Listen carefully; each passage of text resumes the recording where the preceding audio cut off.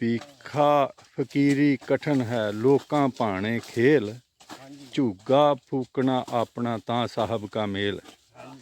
लोग कहते है जिमीदारा बहुत सौखा, पिंडां दे रहण वाले बड़ी मौज करते आ, बड़ी पुर फजा हवा आ, उत्थे बड़ा आराम आ।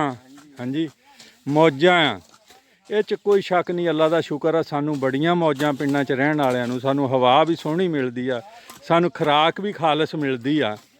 हेरा फेरी और नखालस मिलावटशुदा सानू शहरां 'चों ही आउंदी आ, पिंडां वाले हमेशा खालस ही दिंदे। लेकिन कोई एडा सौखा काम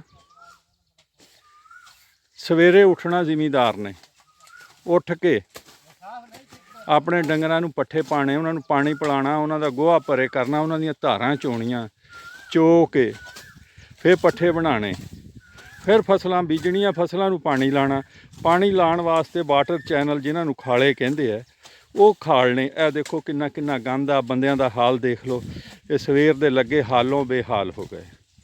ते ये जिहड़े बंदे आ नवीं generation, mummy daddy, burger group, WhatsApp, ये जिस वेले पाते ना थाली दे विच सालन चौल रोटी अद्धे तो ज़्यादा गवांदे, बहुत औखी बनती है जिहड़ी खुराक आ, और सिट दिंदे आ, किसी माड़े नूं नहीं दिंदे। ए हुण खाला खालना जी, फिर इहदे चों पानी लंघना, वरना पानी नहीं लंघदा।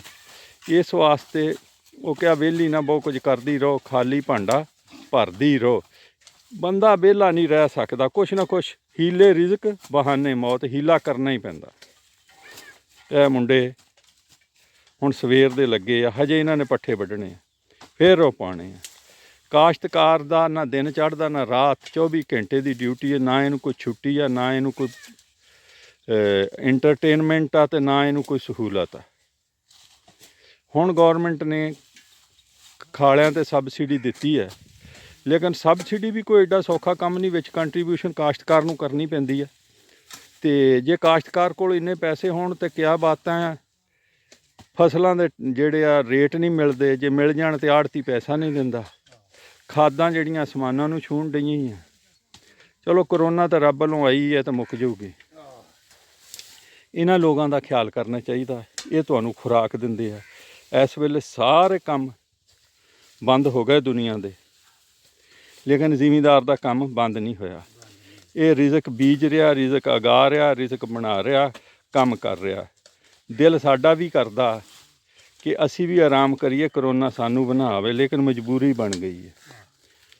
ये तो हाकमे वक्त नूं चाहिदा कि जिमीदारां काश्तकारां ते जिहड़ी कोई टास्क फोर्स बनानी है, वो काश्तकारां ते मुश्तमिल होवे, ना कि वो अलीट AC च बहण वालियां ते मुश्तमिल होवे। कोई पॉलिसियां बनाउण, कोई काम होण। बहुत बहुत शुक्रिया। पाकिस्तान जिंदाबाद। ठीक है जी।